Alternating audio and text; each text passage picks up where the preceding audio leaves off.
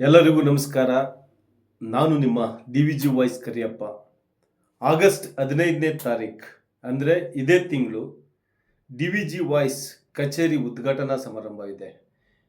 ಆ ದಿನವೇ ನಮ್ಮ ಚಾನಲ್ ಉದ್ಘಾಟನೆ ಇದೆ. ಅದೇ ದಿನವೇ ನಮ್ಮ ಸ್ಮಾರ್ಟ್ ಸಿಟಿ ಲಕ್ಷಾಧಿಪತಿ ಕಾರ್ಯಕ್ರಮದ ಅಂಗವಾಗಿ ಮುಖ್ಯ ಅತಿಥಿಗಳು ಬರ್ತಾ ಇದ್ದಾರೆ.